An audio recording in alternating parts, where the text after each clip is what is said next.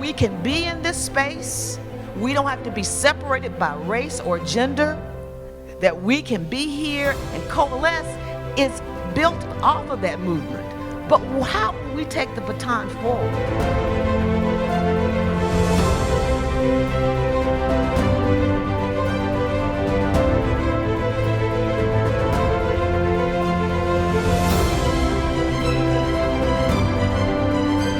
In terms of finding common ground, or is there common ground at all, we absolutely believe that there is common ground in Black Lives Matter, but you don't have to push all lives matter in order to support everyone. It's a little inconsiderate.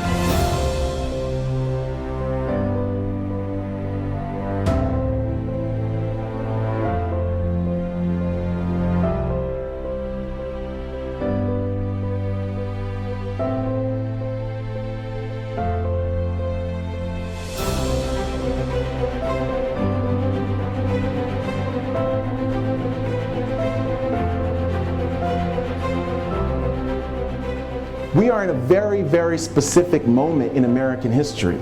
And we're in a moment of not only social and political movement upheaval, we're in a moment of massive backlash. All you have to do is see the presidential campaigns, the scapegoating of immigrants, the scapegoating of poor people, the conflation between terrorism and religious beliefs.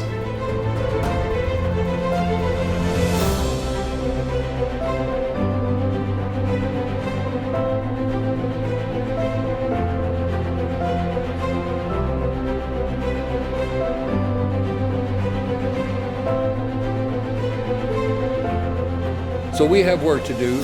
None of it is easy work, but we've never wished our way to freedom. Instead, we've always worked our way.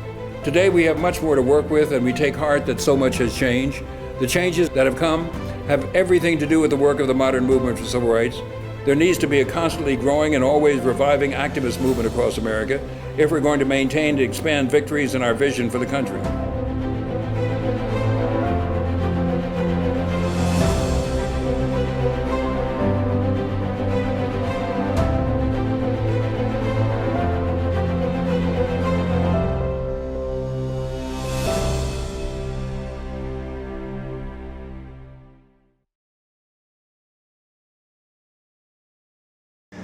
The trains are coming, you don't need no baggage, you just get on board.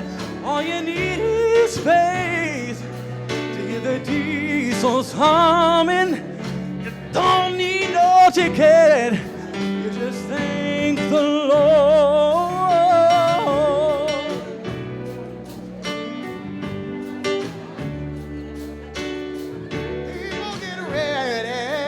There's a train that's short on it. You don't need no baggage, you just get on board.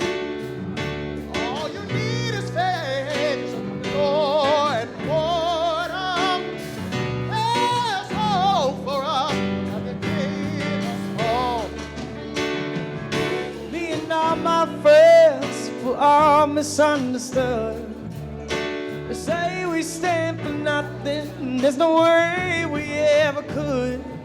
Now we see everything that's going wrong, and the world knows the lead.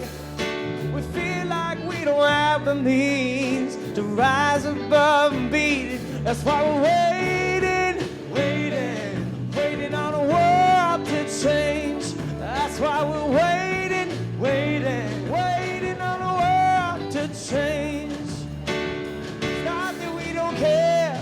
We just know that the fight ain't fair, so we keep on waiting on the world to change. Hopeless sinner,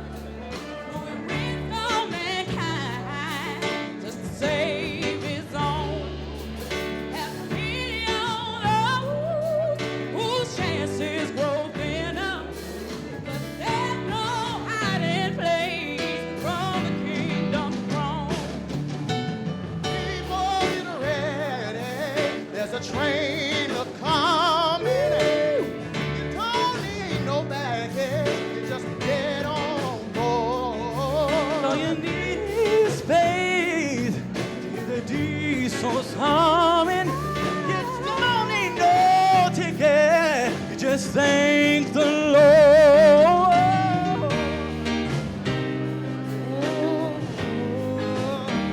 I'm getting ready.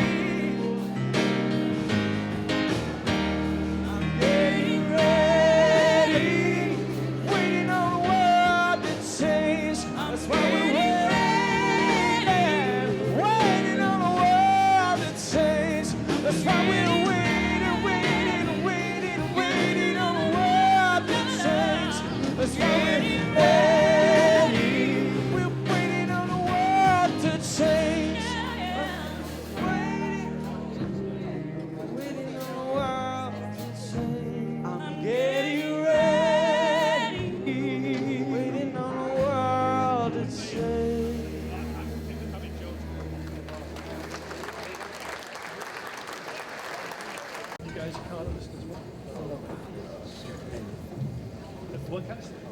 Welcome. My name is Raylan Lewis, and I'm a senior here at the University of Memphis.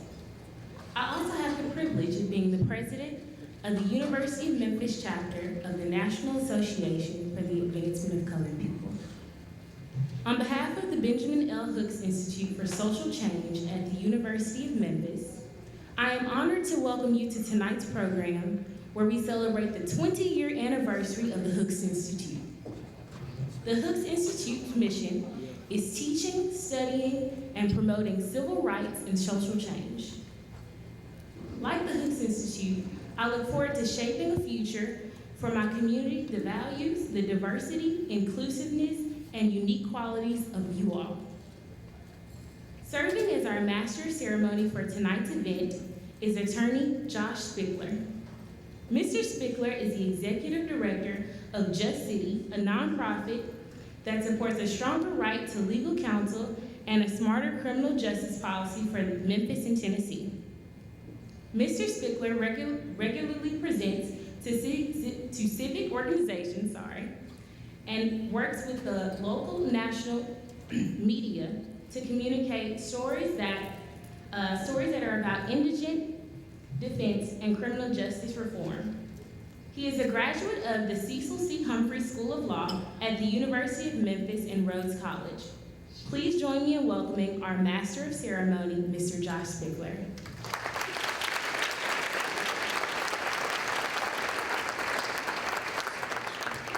Thanks, Raylan. You can take that. You can take it. I might accidentally read it. I'm a little nervous. Thank you so much for having me. Master of Ceremonies sounds so important.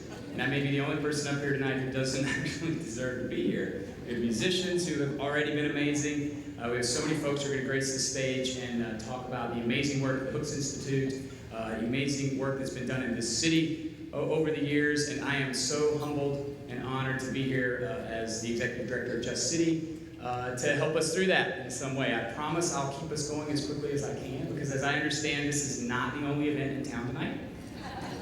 That there may be something happening downtown at 8:30 that some of us might be interested in. And so I can take credit for getting us out of here on time, but it's really not going to be me. It's going to be other folks. So hopefully we'll get out of here on time and watch the Grizz whoop up on the Spurs. Just City, who is this guy up here, and what is Just City, and why are they associated with the Hooks Institute? Well, first of all, Dr. Elena De La Vega, who I have not seen yet tonight, but I'm sure is here somewhere, sits on our board of directors.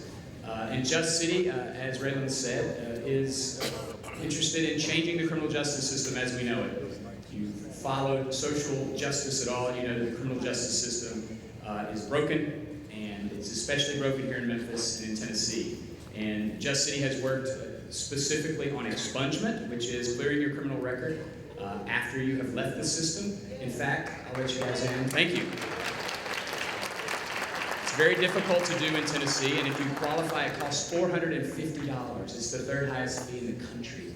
And so I'll let you guys in on a secret. We have a bill that is awaiting the governor's budget that, if they fund it, will reduce that fee to $280 this year. So that's the kind of thing Just City is interested in doing. We have helped over 175 people in this community get an expungement, pay that $450 fee, get a better job, get a job, and get back into the mainstream economy and get back to the life that we want them to have. So we are interested in doing that around bail, around expungement some more. We are interested in reducing the disparities between people with money and people without money in the criminal justice system. So I think that's why they asked me to be here, and I thank Dr. De La Vega and all the work that the Hooks Institute has done. So let's get on with some more amazing entertainment. Frank Armstrong's going to get back up here again, this time though, with the Shelby County Correctional Facility Choir and the First Congo Choir. So come on up here, guys. Thank you.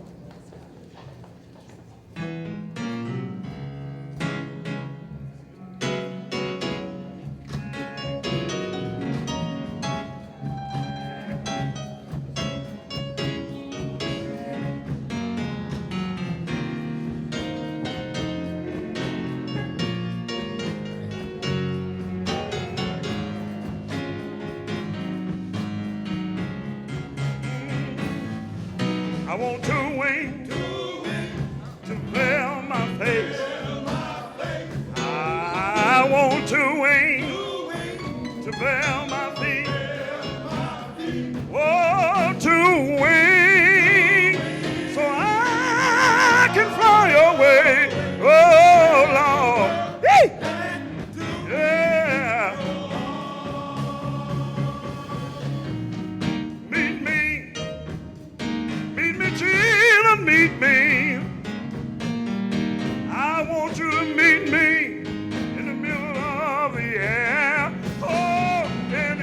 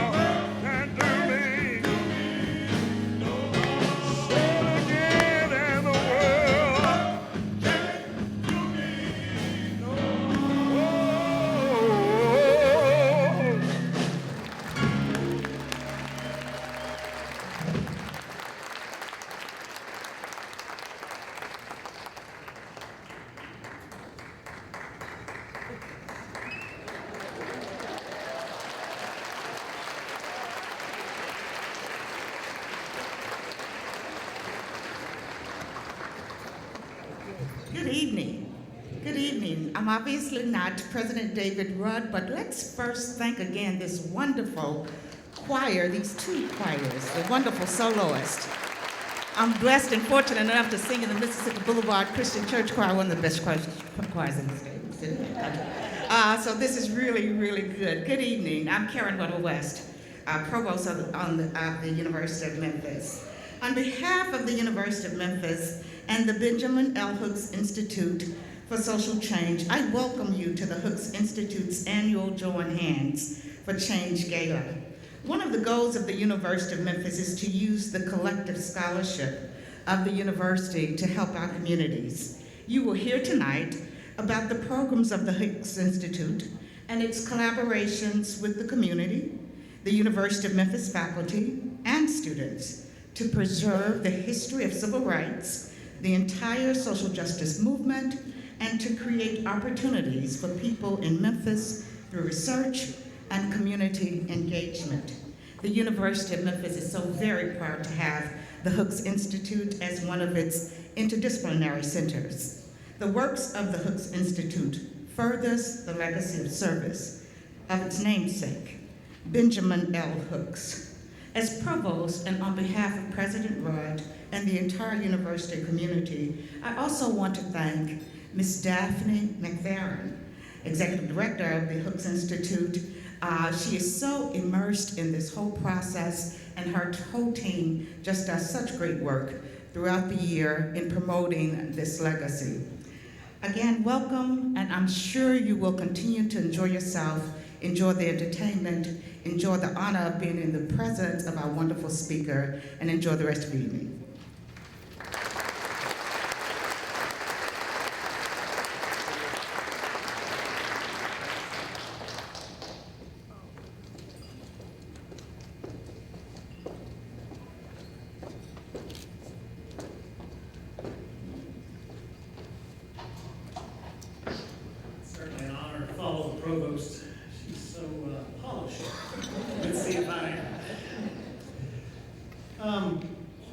On behalf of the Advisory Board for the Benjamin L. Hooks Institute for Social Change at the University of Memphis, I'd like to welcome you to the 2017 Annual Hooks Institute Join Hands for Change Gala. My sincere gratitude to the many volunteers and staff that helped to make tonight possible. I can't tell you how happy it makes me to look out before you again tonight. Over the past several years, this event has grown larger and better every year, and it's such an honor to be a part of it. But to see all these faces come together once again, to remember the life of Dr. Hooks, to honor the life of Master Young, and to celebrate the accomplishments of the Hooks Institute is once again a great reason for us to be here. My name is Logan Meeks. In the past few years, I've had the honor and the privilege to serve as the chair of the advisory board. Each member of the advisory board is committed and fully understands the mission of teaching, studying, and promoting civil rights and social change. They understand that the very success of the Institute will help create a more positive and more prosperous Memphis for all of its citizens together. The Hooks Institute relies heavily upon donors like you, grant dollars, and also sponsors for tonight's event. And all of this is together put forth for its important works that it does on an annual basis. The advisory board plays a vital role in securing these funds, needed to both sustain and expand the programs for the Institute. Tonight you're going to see and you're going to hear about the Hooks Institute's initiatives. But I would encourage you to go to the website, to join us on Facebook, and more importantly, to get involved. The Hooks Institute initiatives create scholarship through service to the community and help transform the lives of programs like Splash Mid-South and the Hooks African American Male Initiative. These programs are literally saving the lives of youth in the city of Memphis. And also, by providing the needed support to help students at the University of Memphis achieve their goal of graduating in 4 years and potentially breaking generational cycles of educational and economic inequality. And I don't know if you spend any time with these young men, but they are fantastic. I got the pleasure upstairs just a few minutes ago, and I welcome all of them tonight. And it's it's really just an honor to be in your presence. But none of this would be possible, none of it, without the tireless efforts of the Hooks Institute staff, led by its executive director, Ms. Daphne McFerrin. For it is through her leadership, and I don't know where she is, but if I could see her, I'd be talking to her right now. It is through her leadership, her desire, and her passion that the ideals of Dr. Hook have gone from being in name to being an institution. I am proud of that.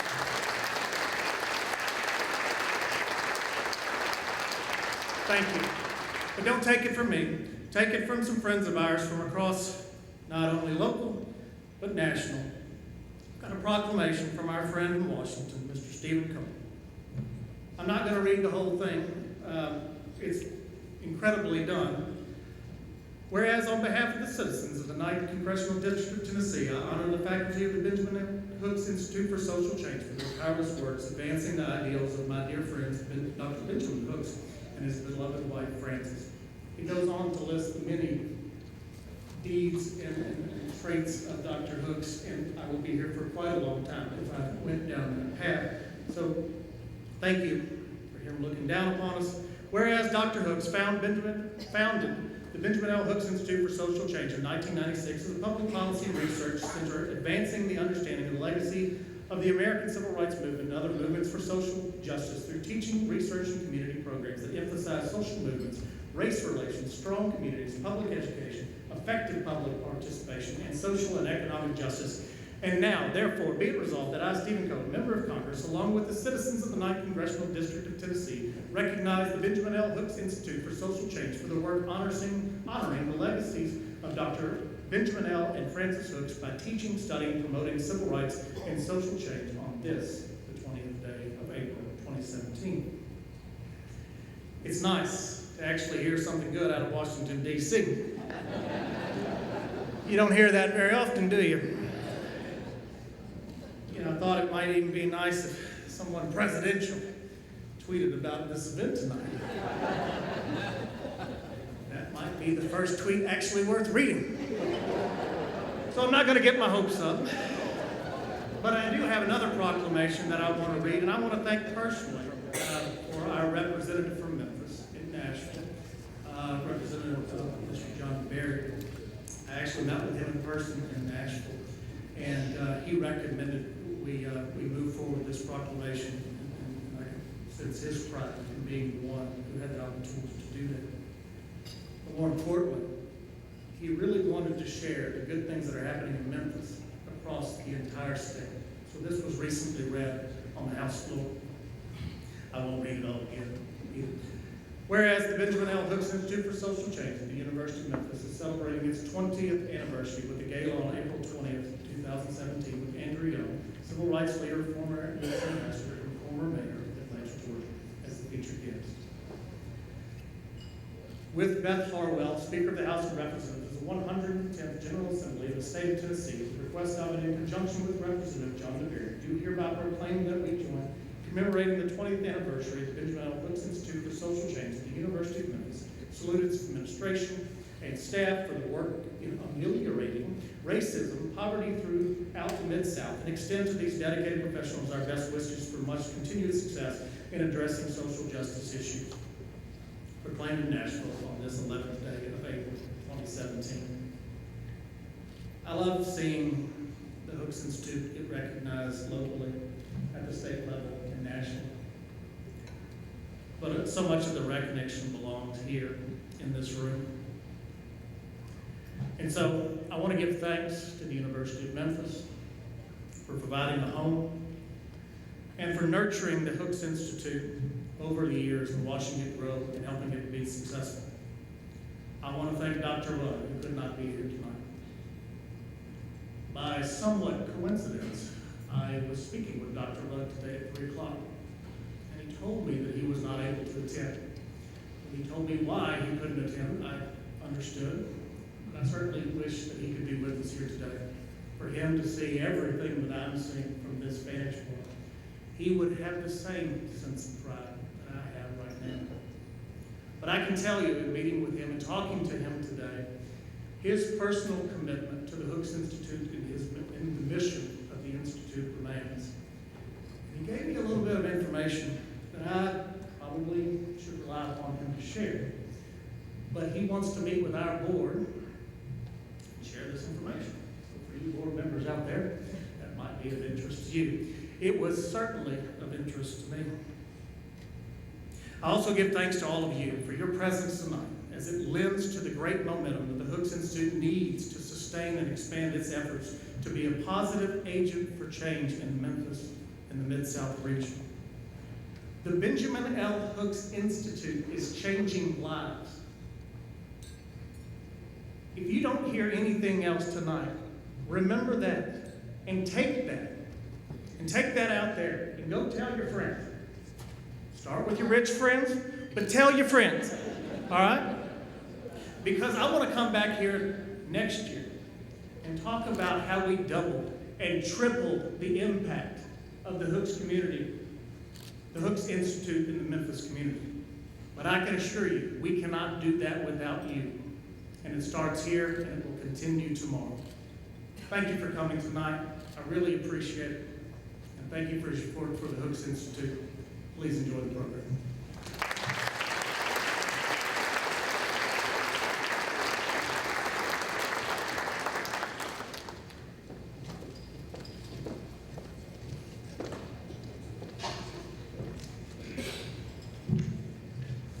Good evening. Yeah, that wasn't loud enough. Good evening. All right, there we go. My name is Jared Moses, and I'm the president of the Student Government Association, soon to be an alumni at the University of Memphis. And yeah.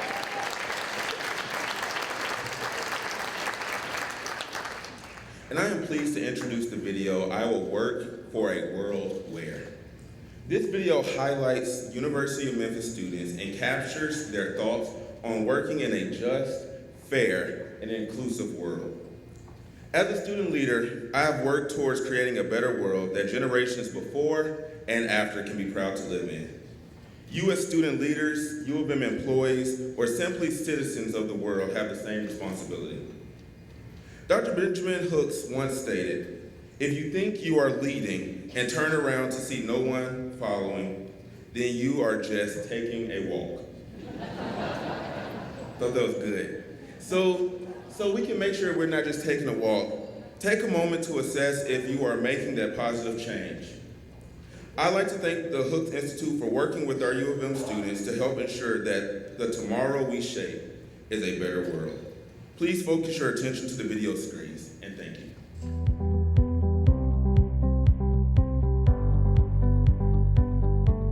Let us welcome to the podium the distinguished and honorable Dr. Benjamin Hooks. Thank you.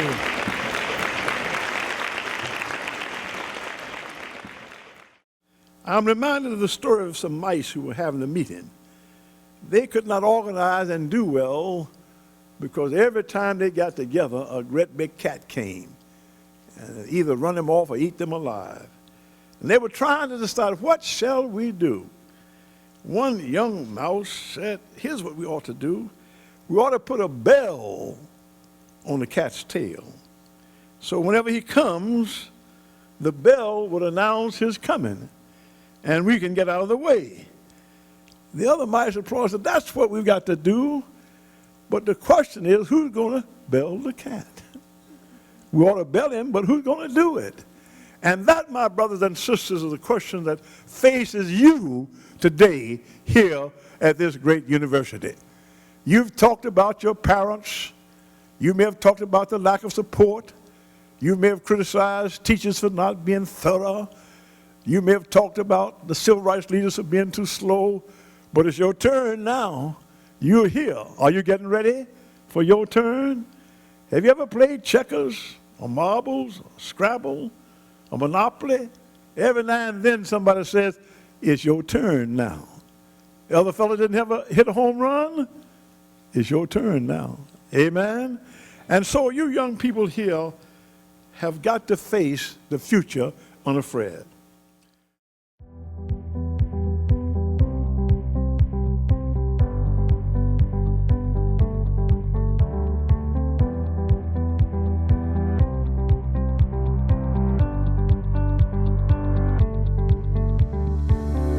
I will work for a world where poverty does not affect nearly half the population.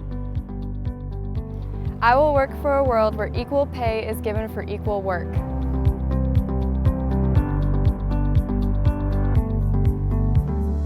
I will work for a world that does not discriminate based on race or color. I will work for a world that will appreciate me as more than just a gender and a religion.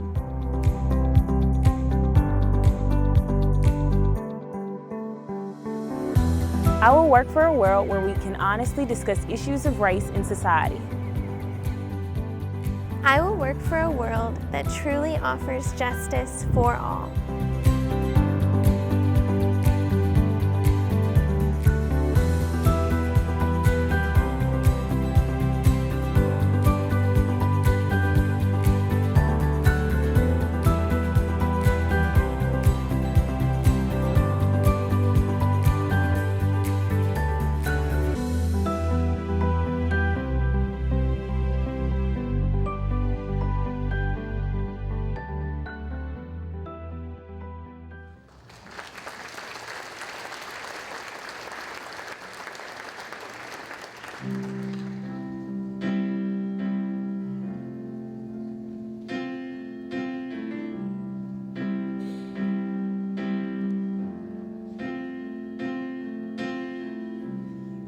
Imagine there's no heaven.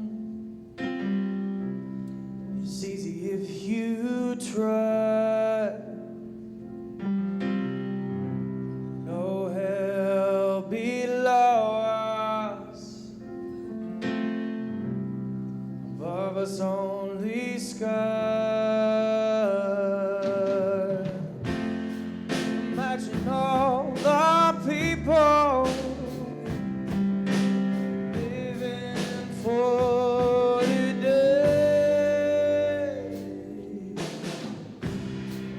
Imagine there's no countries. It isn't hard to do. Nothing to kill or die for. No religion too.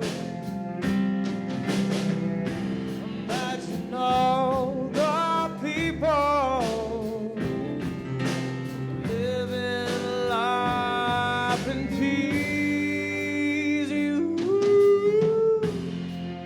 may say I'm a dreamer,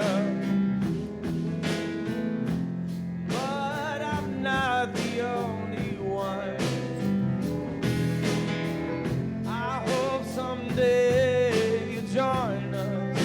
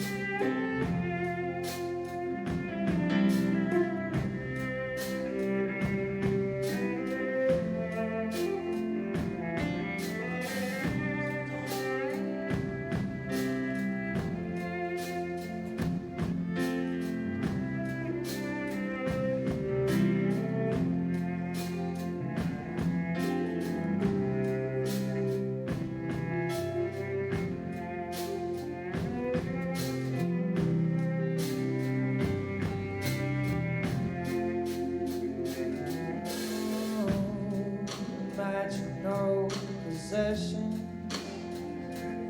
I wonder if you can. No need for greed or hunger. A brotherhood of man. Imagine all the people sharing all the world. They say I'm a dreamer. Oh, but I'm not the only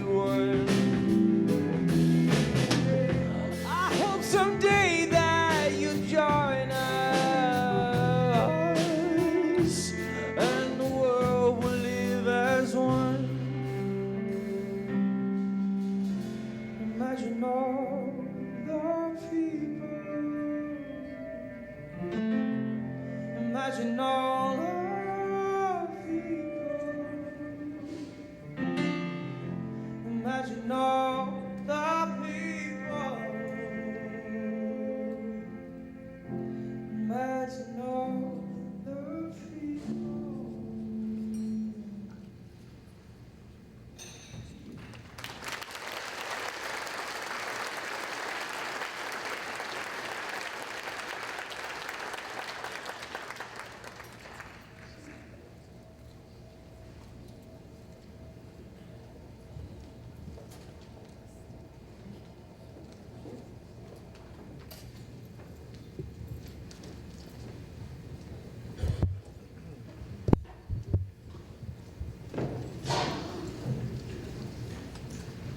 Good evening. I would like to thank all of you for coming out to celebrate this 20th anniversary of the Hooks Institute. I am Patricia Hooks Gray, the daughter of Dr. Benjamin L. Hooks and Frances Hooks, and I'm here to say that both of them would be quite pleased at what the Hooks Institute has accomplished. So I would like for all of you to give them a hand.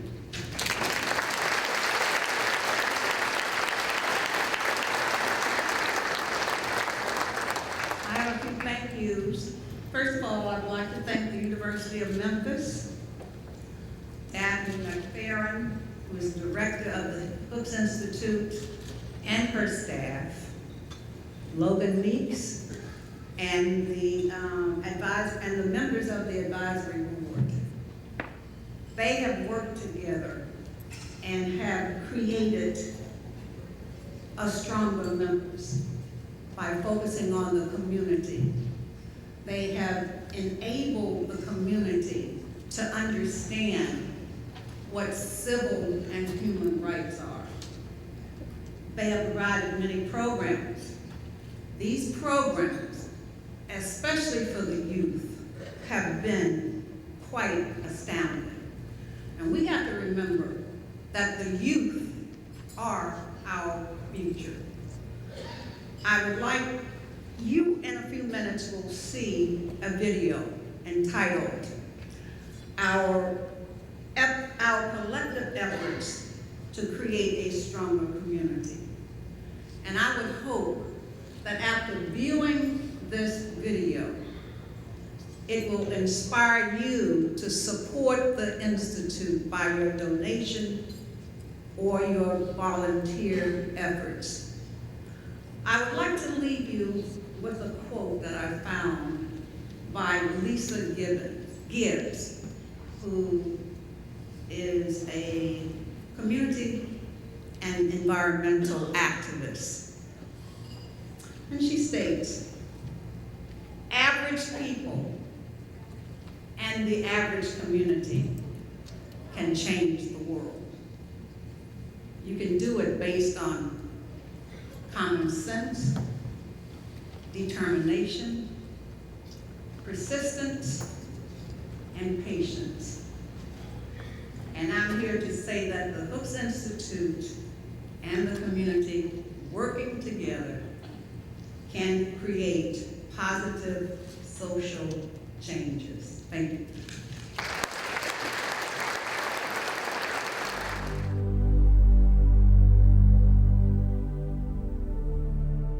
The Hooks Institute's mission is teaching, studying, and promoting civil rights and social change. It primarily falls into two categories. The first category is preservation of civil rights history. That would include our efforts to preserve the papers of Dr. Benjamin L. Hooks, to create collections on the civil rights movement, to create documentaries, and also to publish articles that explain moments of civil and human rights in the past. The second category of programming for the Hooks Institute would include community outreach. There's nothing we can be prouder of than the HAMI program and the opportunity to improve the graduation rates of African American males at the University of Memphis. The Hooks African American Male Initiative, that's a program by the Hooks Institute to increase the retention and graduation rates of African American males attending the University of Memphis. It allows our African American men to come out, graduate college, and contribute to society. Additionally, we have had community outreach programs that have included financial literacy courses for adults. We've also had a program called Splash Mid-South. Splash Mid-South is a community-wide coalition organization of youth service organizations that are committed to increasing the participation of minority children in swimming, and specifically to prevent drownings by teaching water safety, introducing to swim lessons, and then also intro to competitive swimming. The Hooks Institute has a very vital role to play in Memphis. We can't do it alone, but what we can do is partner with others. We can create innovative programming, and we can create programming that allows people to replicate what we're doing. With Ingersoll Rand Train, we looked and wanted to determine how we could have the greatest impact. And we saw the University of Memphis as that opportunity, and the more we explored it and became aware of the mission of the Hooks Institute, we felt that was our place. Coming to terms with our history and our legacy is very important. Having a model for positive social change in the way that Dr. Hooks so himself embodied in his work is crucial for us. Our influence extends to shaping curriculum on civil rights, helping the state of Tennessee shape curriculum on civil rights, and to also make sure that the history lessons that we want our community and our students to learn, that they also are thinking about how do we achieve solutions to some of the problems affecting the poor, marginalized, and other communities in America today. The impact of the Hooks Institute has helped Memphians to understand and appreciate more than ever the global impact that Benjamin Hooks had on all of the movements that have affected and promoted the rights and equality of all human beings.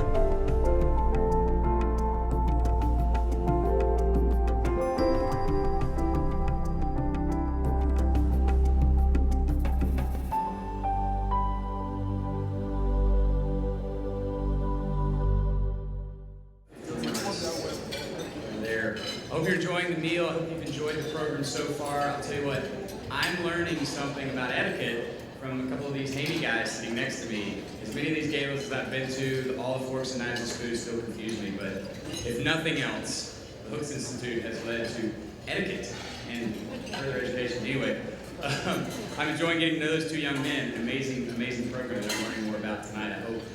You're making friends and having some great conversations. We've heard some amazing music. I don't know if Jen and Brennan are in here, but I think we should clap for them. I know some of you are still eating, but they played the entire meal and it's beautiful music, and we didn't recognize that. So there's the musicians table back there. Those guys are great. So to introduce our speaker tonight is a person that, I have a little trouble introducing, quite frankly. I'm a public defender. And so I'm trained to not think too highly of prosecutors. And even though he's not currently a prosecutor, Ed Stanton III is with Butler Snow now. He is one of my favorite prosecutors. So Ed, if you'd come up and do the honors of introducing our speaker tonight, Ed Stanton.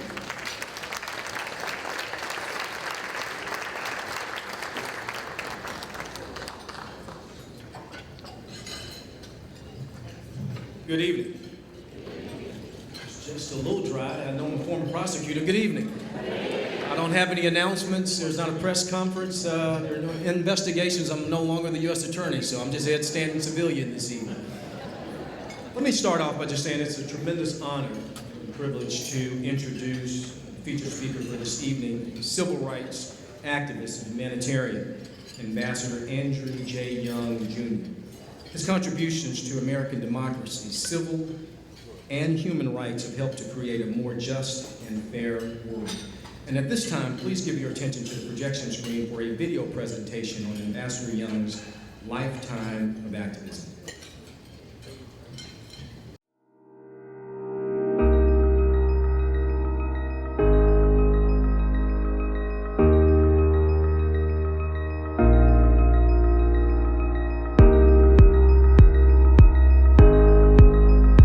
ambassador, politician, minister, and activist, Andrew J. Young's dedication to human rights illuminates throughout his life. From the segregated streets of New Orleans to the teaching strategies of nonviolence and planning marches alongside Dr. Martin Luther King Jr., from playing a key role in the passage of the Civil Rights Act of 1964 and the Voting Rights Act of 1965, to the leadership of the Southern Christian Leadership Conference, Young's activism during the Civil Rights Movement was critical in moving forward the American promise that all should have an equal chance at the American dream. In 1972, Young continued to break barriers when he was elected to the United States Congress as a representative from Georgia, serving as the first African American representative from the Deep South since Reconstruction.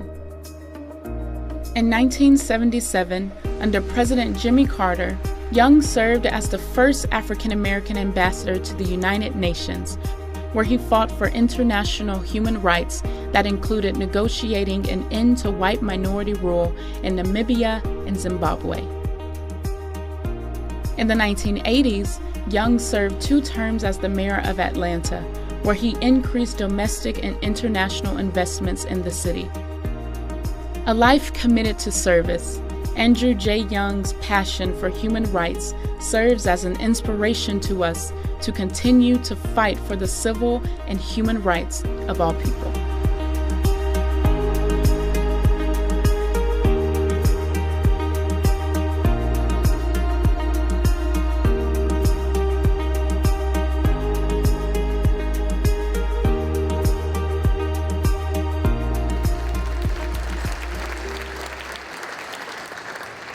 And as you just witnessed, Ambassador Young, someone who walked with Dr. Martin Luther King Jr., and Dr. Benjamin Hooks, and many of the great civil and human rights luminaries of the 20th century.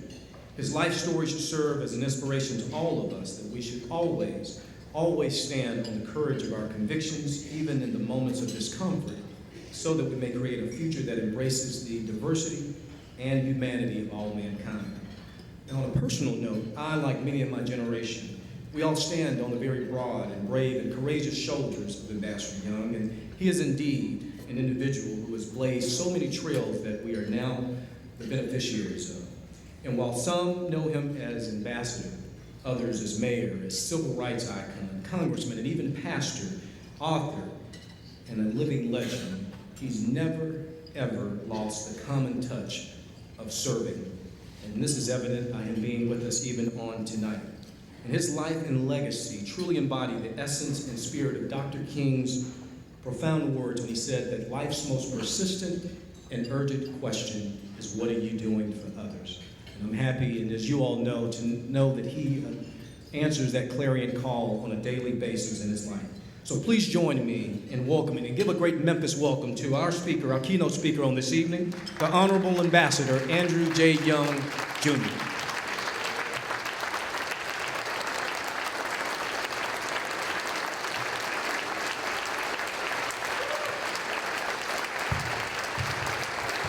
Thanks a lot. I was told I had 10 minutes, and unlike most preachers, I'm going to try to keep to it. I had to come here to represent and say thank you to this city for the leadership of Ben Hooks. But we're always looking for leaders, and I think that's a mistake. I knew Ben Hooks not because he was a single leader, but because he was part of a team. And it was Hooks and Willis and Sugarman. And we thought that you all would control the South for generations to come. Democrat, Republican, banker, preacher, judge, whatever. You had it all going on because there was a team working. Now, we're always talking about leaders, but I was sitting here listening to this orchestra. And in the leadership role of, well, I was thinking 2 things. One, Memphis Grizzlies probably not going to win tonight.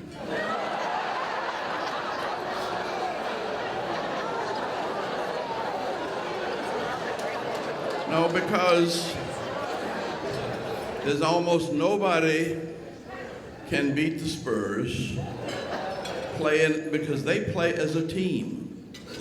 And they have played as a team year in and year out. And it doesn't matter whether they're black or white, tall or short or Argentinian or French or whatever, they got it all together. See? And we trying, but we ain't there yet either in the Hawks. But this is what I'm talking about. I'm talking about the orchestra.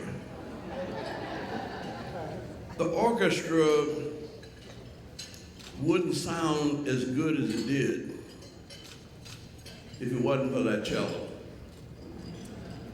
Now, they bought me a trumpet, and I couldn't handle it, because I don't have that leadership star personality. But when I got a French horn and I was playing in the background, I loved it. And the role that I played with Martin Luther King and Ralph Abernathy and Jesse Jackson and James Bevel and Wyatt Walker and Hosea Williams, I mean, it was a role of, well, Dr. King used to say, we are all certifiably insane. And nobody in their right mind would try to do what we're doing.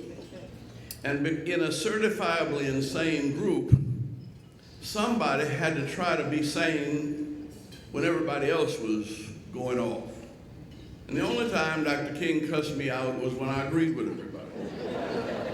And he got mad. He said, look, if I'm gonna get killed, I wanna be killed for something worth being killed for. You know these folk are certifiably insane. Now you're supposed to be sane. You're not supposed to get over on this side. You're supposed to be way over here so that I can figure out where I come down in the middle and be as rational as possible. He said, I'm gonna die. You're gonna die. We don't have anything to say about when or how or where we die. But we do have something to say about what we die for. And he said, if you're not gonna be the most, I said, well, I get tired of being Uncle Tom. He said, that's your role. Because if you don't come down way on the right as far as you can, you gotta give me the room in the middle where I can decide where I'm willing to give my life and what I'm willing to give it for. I do not want to give my life for a bunch of sick, angry, frustrated Negroes. And that's what they are right now. He said, you have the capacity to be sane about things like this. You get crazy about other things. But on this kind of thing, you can be sane, and I need you to be as sane as you can become. I'm saying that we didn't have a leadership. We really had a team. And everybody in that team, he used to say said it's like a team of wild horses.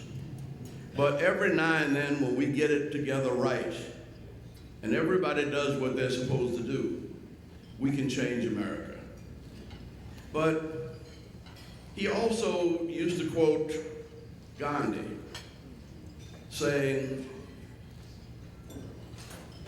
there go my people. I must catch them, for I am their leader. And his concept of leadership, he did not think up the March on Washington. The Montgomery bus boycott was not his idea. It was Amelia Boynton that came over to Atlanta and said, you gotta come to Selma. Everything he did was in response to the cries for help from people. And so I say, don't try to be leading folk. Let folk lead you.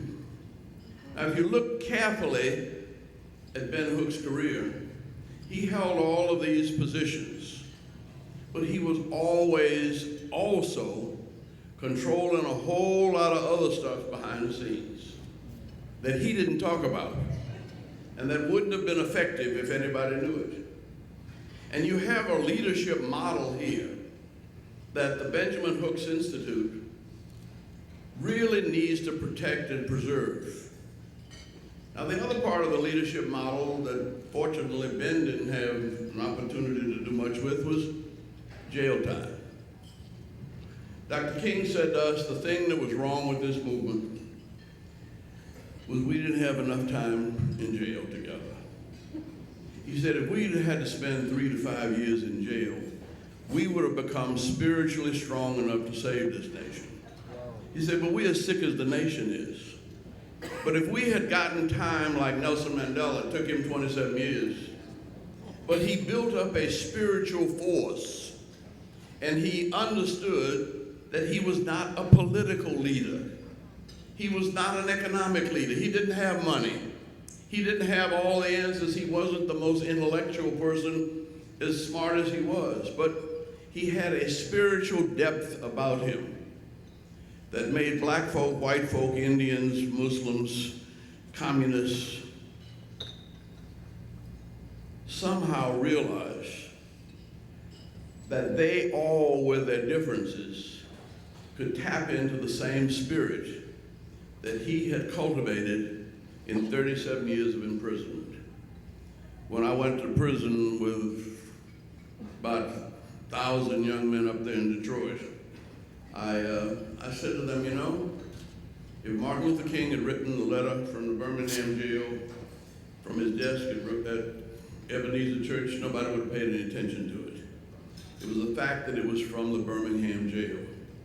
Half of the books of the Bible in the New Testament, Paul wrote from jail. God touched Joseph in the prison to help him to become the Savior of Egypt. And so don't think of yourselves as the problem. Develop a deep enough spiritual life, as did Malcolm X, that when you come out with a new sensitivity and a new power because you got it from where Joseph got it. You got it from where Paul got it. You got it from where Jesus got it, where Malcolm got it, where Martin got it. In prison, you discover that you were God's child and that God's power could work through you. And that is the only power that can change our world. God has blessed us. Don't you mess it up.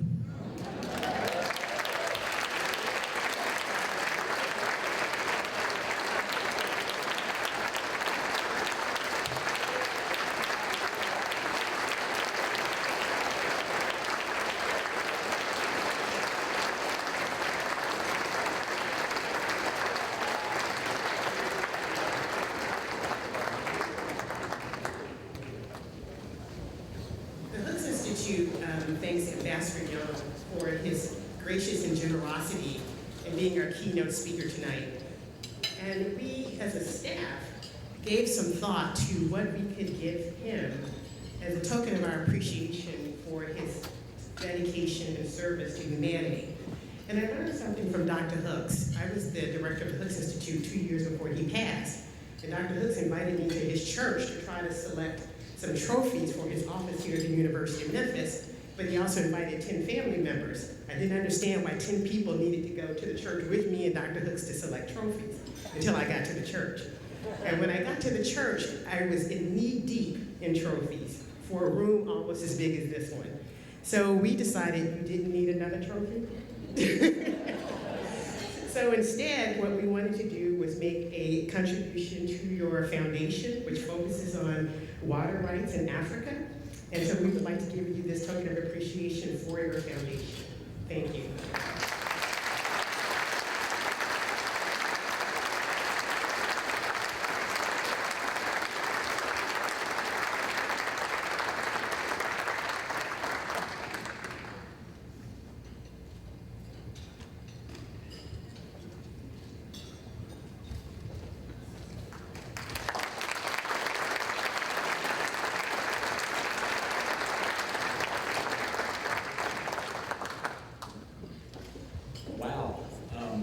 Again, sharing this stage tonight, I've got chill bumps right now, so I can certainly not add to that, and I can and certainly helped things out by moving off the stage quickly. But I would like to say that I don't want it to get lost on anyone what we saw, especially in light of what you just heard from those dozen men who were up here earlier in those beautiful blue choir robes.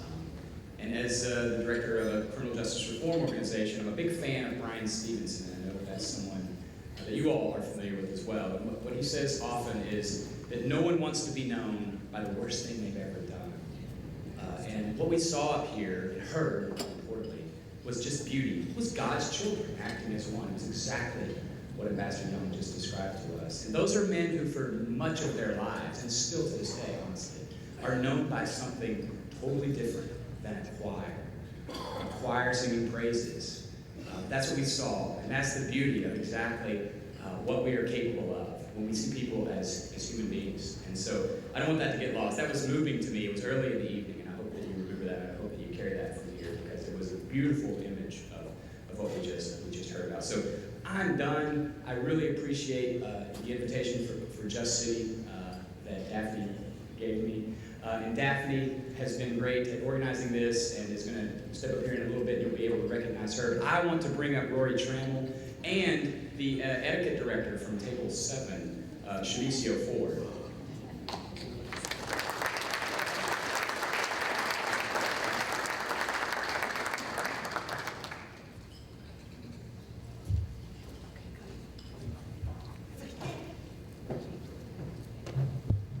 Okay, I have a great MC. He's trying to quit his job before it's over. So we're not going to let him off the hook that easily. We are actually at the part of the program where we're giving awards. And I have the privilege of giving a team award to the University of Memphis Library staff. And I'd like the following individuals to come up to the stage. Dr. John Evans, Dr. Gerald Chadron, and Dr. Love, William Love.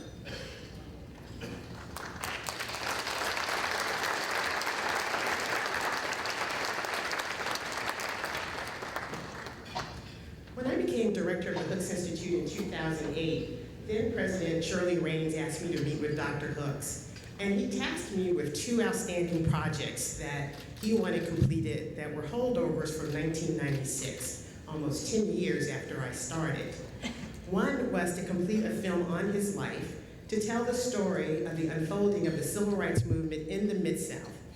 Dr. Hooks was born in 1925 and practically lived most of the 20th century, and he wanted the story of the struggle for civil rights to be told through his lens and his work as a civil rights activist and executive director of the NAACP. I hope most of you have seen that film here in Memphis called Duty of the Hour, which has been showing on WKNO for the last 3 years. If you haven't, I urge you to go to kcet.org, which is the second most watched public television station in the country, and view the film. It is streaming on kcet.org 24 hours a day, and it is a revelatory film about Memphis and the country and the struggle for civil rights. The second project is this project, the digitization of Ben Hooks' papers. Dr. Hooks was executive director of the NAACP from 1997 to 1992. When the Hooks Institute was founded in 2006, he donated those papers to the University of Memphis, and we have continued, and his family, to add to that collection. I was tasked with finding a way to digitize the collection. So through a public and private partnership, we were able to digitize this collection. I'd like to recognize, and this is kind of ironic, last night I got a call about 9 o'clock from the Honorable Rodney Slater, who was Secretary of Transportation under President Clinton. He's here tonight. Would you stand up, Mr. Slater?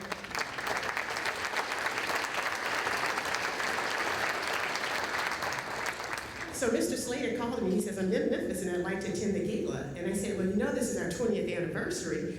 And I said, also, you know, the money that you helped the Hooks Institute raise in 2011 for the film and the digitization is coming to fruition tomorrow night. And they said, it's ironic that you're here. And I said, I'm so thrilled to hear from you. And I said, how did you find out about the gala? He says, I get your mailings. That even pleased me more that he wasn't throwing them away. So we're very honored to have him here, but also, to me, it's coming full circle on the project. Someone who helped us raise money to complete this project is here, and we have managed to complete the project. And I'd like to say a little bit more about the project. The papers are available on the University of Memphis website. It's a digital portal to the entire world. This portal will allow scholars to examine the life of Benjamin Hooks and also to see what role that period of history plays in America, both in the past and today. For those looking at the site, I think what you'll find remarkable is that you could change the dates and the signature line on the letters and send them out today to our elected officials and president. And many of the very issues that we're dealing with in terms of race and diversity are some of the same issues today. I'd also like to say that this digitization project is the largest digitization of any single collection in the history of the University of Memphis.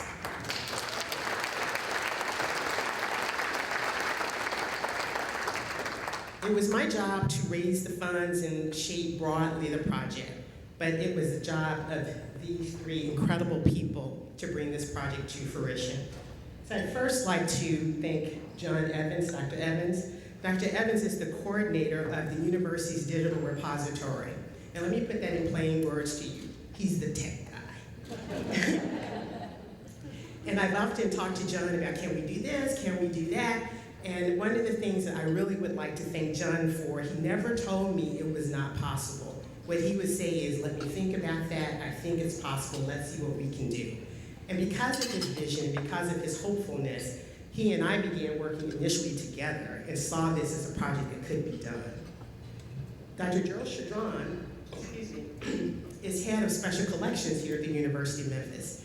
And his job is to identify those papers, those recordings, and yes, this collection contains audio recordings, those photographs that are historically significant and would really add to the foundational material that scholars and others would find useful. And also, how do we make this collection something that other libraries would find interest in and also connect with? Finally is Dr. William Love on the end. And Will is incredible. Will was a person who was hired 2 years ago to do the day-to-day work on this project. Will has done a number of presentations, including some to the Commercial Appeal and to our sponsors. But it's Will's eyes in 397 boxes of materials and hundreds of audio tapes, hundreds of photographs. It's his eyes, his historical knowledge, his view of what's significant, his speaking with the team that brought this to fruition. So when you go home tonight, you can go to the University of Memphis website, go to special collections and put in Ben Hooks in the digital repository, and you're gonna pull up hundreds and hundreds of documents, audio recordings in Dr. Hooks' voice, speaking about Ronald Reagan, speaking about racism, speaking about personal responsibility, and all of that was made possible through the combined contributions of this team. The contributions of this team are immeasurable. So on behalf of the Hooks Institute, I express, and the University of Memphis and the scholars, our sincere gratitude to the digitization team of the University of Memphis Libraries for using 21st century technology to make available the personal papers of Dr. Hooks. These papers reveal historical insights on the role of the NAACP, which Hooks presided over as the executive director, the role of Frances Dancy Hooks, whose voice is often not heard, but whose voice comes through in the collection, her role in shaping her husband's and the NAACP work and outcomes, and the contributions of the NAACP to shaping American policy and laws to advance racial equality. Your work is immeasurable and will continue to impact the study of civil rights for generations to come.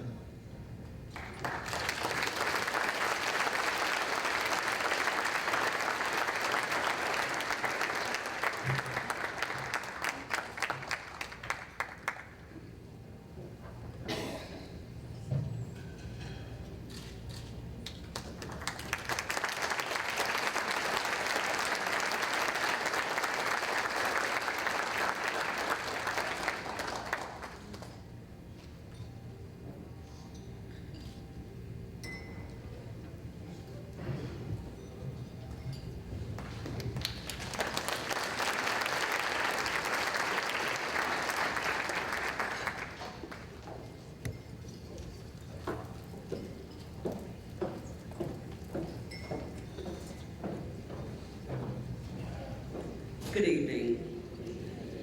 Tonight, I have the honor of recognizing the tremendous contributions of Logan Meeks to the Hooks Institution Advisory Board.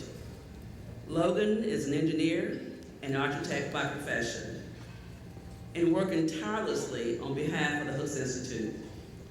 Logan has used his skills as a manager and architect to lead the Hooks Board and the staff in building infrastructure to support the Hooks Institute's programs. Those of us who have worked with Logan knows that he has great concern and compassion for others. He has had all the right qualities to lead the Hooks Institute as board chair. Prior to becoming board chair, Logan served as a member of the Hooks Institute board. He was re-elected twice as board chair. He began serving as board chair in 2012 and will complete his service at the end of this year. During his tenure, Logan increased fundraising on behalf of the Institute. Logan climbed Mount Kilimanjaro in Tanzania, while also seeking donations from friends, family, and members of the community for each step he took up the mountain.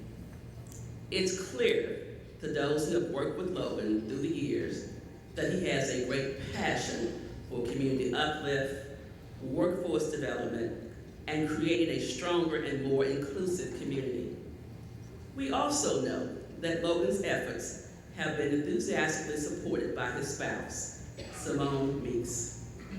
So on behalf of the University of Memphis, the Hooks Board, and the Hooks staff, I extend our heartfelt appreciation to Logan Meeks and his spouse, Simone Meeks, for their outstanding contributions to the mission and work of the Hooks Institute. Mr. and Mrs. Meeks, can you make your way to the stage, please? Let's give them a hand around the applause.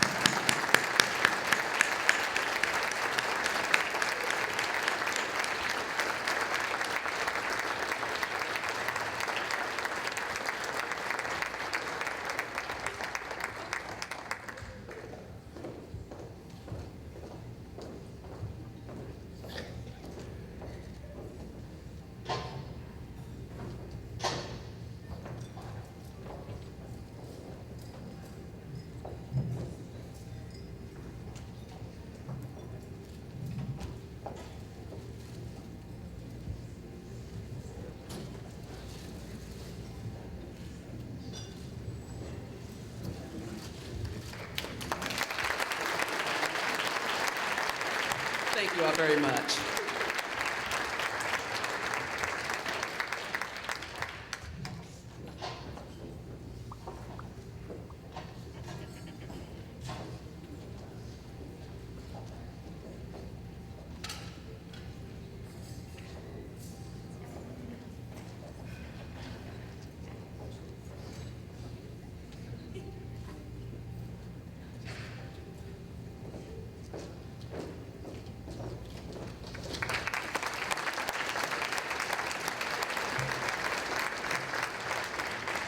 Good evening. A housekeeping item first. If you are a member of Kappa Alpha Psi and you have a Chevrolet and you have a keychain that's silver with red Kappa Alpha Psi on it and you don't have car keys, do you want to win the car? So I have your keys. You win a car, you get a card. So in addition to being Assistant Director of the Hooks Institute, I have the honor of being coordinator of the Hooks African American Male Initiative, which we call HAMI. And you've seen HAMI mentioned in a few of the previous videos. I hope you had an opportunity to meet some of the men that are members of HAMI. It is a delight to work with these men. Through the HAMI program, we support, empower, and celebrate African American male students at the University of Memphis, with the goal of helping them and guiding them to not only graduation, but also successful careers, and to be positive, strong, contributing members of our community. We do that through programs that focus on academic development, social development, and also career readiness. And it really is a great joy for me to work with these guys. I call them my guys. The program launched last year with about 10 or 12 students, and now we have about 36 students in the program. These are all students at the University of Memphis. We have a small staff, as Daphne will probably talk about, and we couldn't do this program without the help of partners on campus. And I would like to ask two of my key partners, Dr. Gregory Washington and Dr. Elena de la Vega, to please stand. They're in the back there. They are both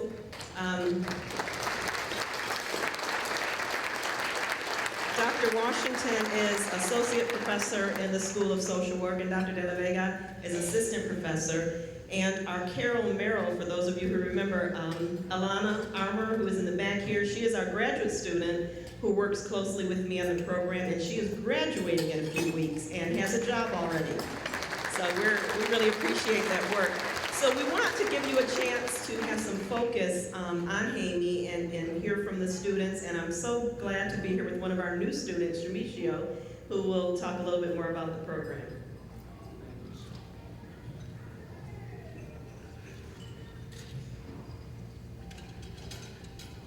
Good evening, and thank you for attending the Hooks Institute Gala. I'm Shamicio Ford, and I'm a freshman majoring in engineering technology. I hope that you're enjoying the program so far. By supporting the Hooks Institute, you're also supporting Hamey, which I have enjoyed being a member of this year. I'm honored to represent my fellow Hamey members and introduce you to the program and a few of our members through this video. Please enjoy. Before the video starts, if you could just pause a second, hopefully you've had the opportunity to meet them, but I would like all of our distinguished Hamey men, the Kings, to please stand so that you can see them and hopefully have an opportunity to talk with them before the evening ends.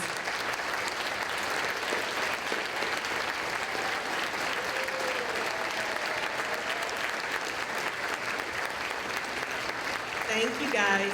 Enjoy the video.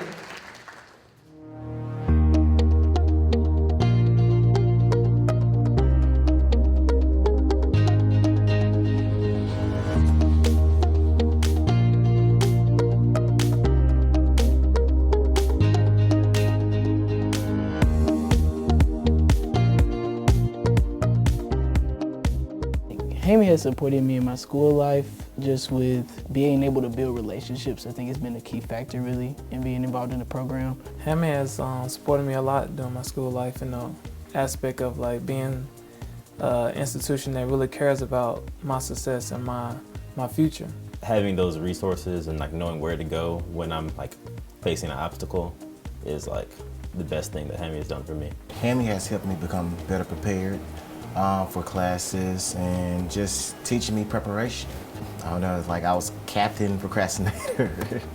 But Hamey has really helped me prepare and they changed all that. They made me value my education a lot more. When I joined, I wanted to find a group that actually cared about African Americans and wanted us to do good. Hamey has really tried to push black achievement, black male achievement, by really introducing us to successful black mentors. Hamey brought the CEO, J.C. Penney, to their annual gala. And I learned so much from him. Being in the presence of someone that's doing big things really inspired me a lot. We were able to meet with different professionals who worked at banks at this university and different businesses around the city. Right now, I really don't know what to do after graduation, and it really just speaking with them allowed them to give me some advice on planning for the future. In the Hamey sessions, they give us great tips on how to do well in school, how to manage our finances, how to plan for the future and always think one step ahead. For me, the progress reports allows me a time to meet with my teacher. It kind of shows my teacher that I actually care about my grade because I'm actually having to show these progress reports. Getting engaged with different faculty members on campus, I've been able to learn like different things from each of them. So I have kind of more of a network of mentors opposed to like one person that I go to.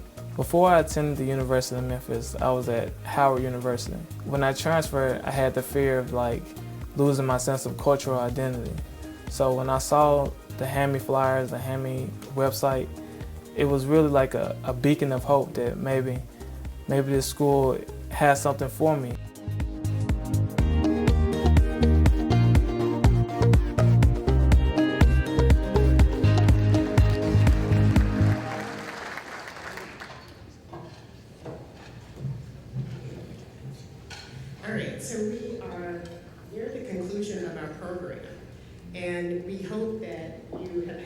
opportunity to see some of the work that we do. And the Haney program is an example of our efforts to create positive impact in the community, to create community uplift. We have another program, for example, Splash Mid-South. African American minority children have some of the highest drowning rates in the nation. In fact, we have the highest drowning rates in the nation. In response to a board member, Anthony Norris, saying we should do something about it, we joined partners in the city. And since the program's inception, we've had over 6,000 children go through the water safety instruction program, or who have become proficient in swimming. In Haney, we have, as Rory said, about 36 young men enrolled this year. Our goal is to have 50 young men enrolled in the program next year. In our first year, pilot year, we had 100% retention rate. All the men in the first program.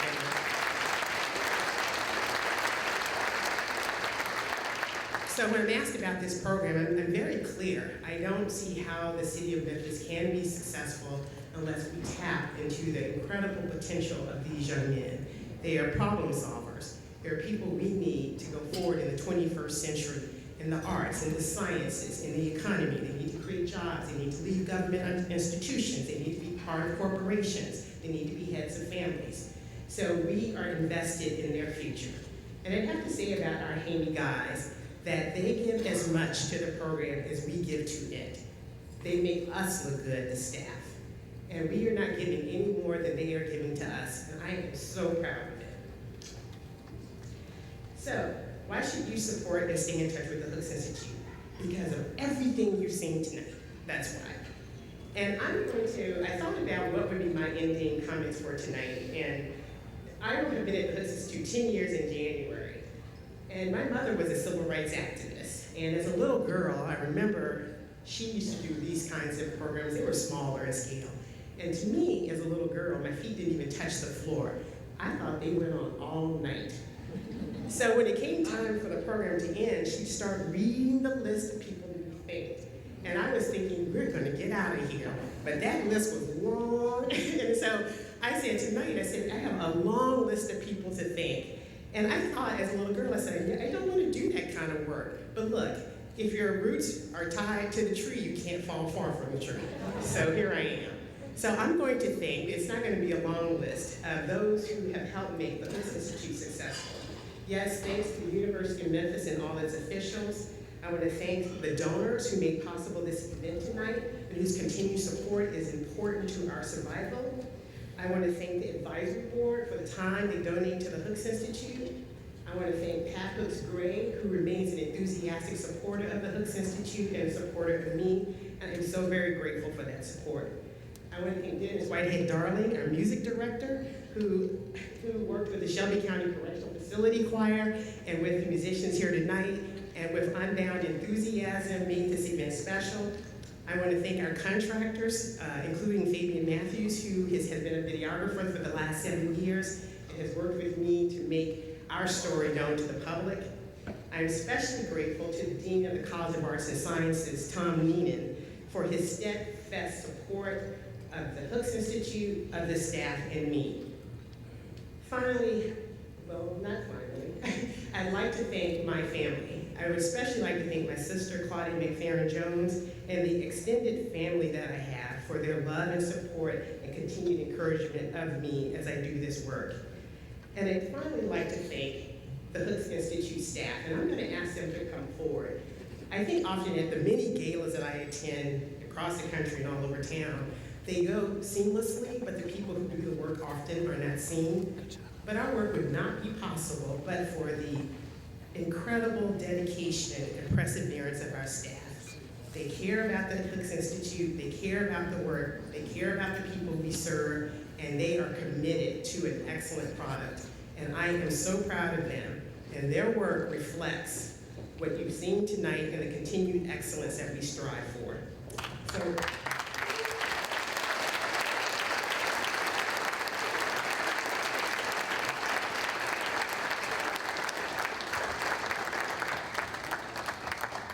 and we have one volunteer. So I'd like to call Rory Tramble, who's our assistant director. Rory? Yeah. Or you can just step forward. Dr. Elena de la Vega, director. Elena is also the program evaluator for HAMI. We evaluate both quantitatively and qualitatively the program to determine if what we're doing is effective, what are best practices, and what are the feedback from the students we're trying to serve. Our goal is to have the program replicated not only here in Memphis, but across the country. Yesterday, we had a conference here at the University of Memphis attended by city administrators, and we're hoping that every college here in Memphis will replicate HAMI. That's our goal. Gregory Washington, Dr. Gregory Washington, who is the HAMI advisor. Dr. Washington conducts our man-to-man sessions. Now, the HAMI guys will tell you the women are not allowed to attend. This is where they talk about what's important to them. That's not true. We choose not to attend. So Greg conducts those sessions. Nathan Ball. Nathan is the media and programs coordinator, so the videos that you've seen tonight, Nathan and I worked together to put those videos together, and I continue to be impressed by his innovative approaches to telling the story of hooks.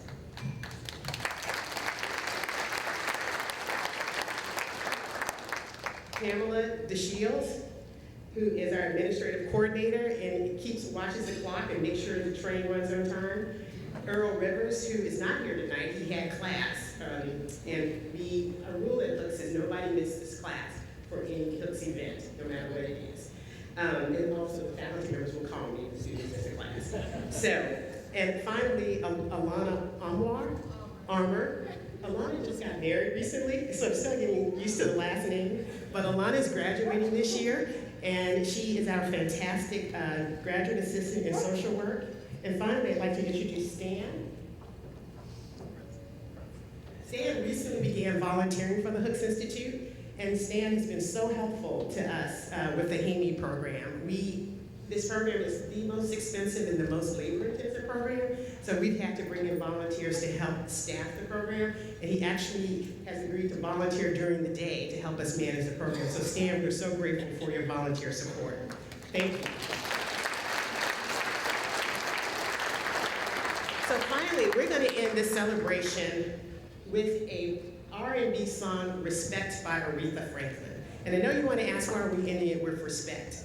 Well, I think most of you probably know that Aretha Franklin and her father, Reverend C.L. Franklin, were very big supporters of Dr. King and helped raise money for Dr. King's movement. And in fact, Aretha could not sell out some of her concert venues because people wouldn't buy tickets to support King's movement in the 1960s. So it's fitting that we would leave the last song for her, the song that she sang, because one, the song was at first a rendition by Otis Redding from Memphis, and Aretha re-recorded it. And then Dr. King recognized the central role music played in the movement. And in 1967, he praised those who use R&B music as a crossover bridge to support, strengthen, and give expression to the movement's ideals of nonviolent social action. So we say, in order to overcome, we have to learn to respect each other. And on that note, I turn you over to Aretha's Respect. Come on, everybody.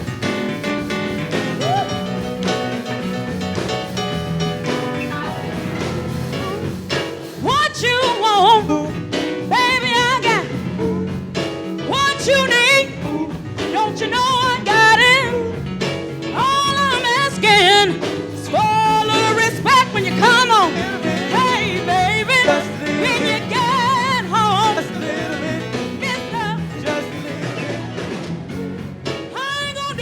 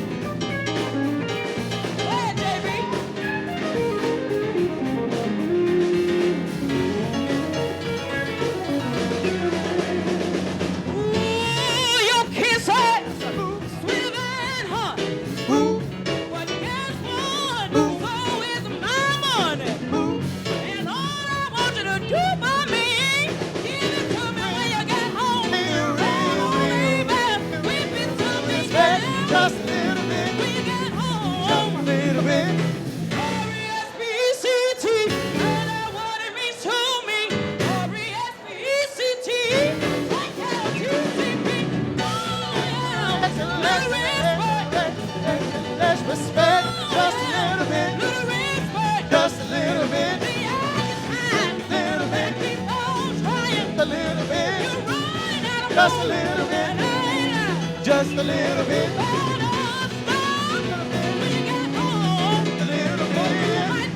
Just a little bit. Just a little bit. Little bit. Just a little bit. Little bit. Just a little bit.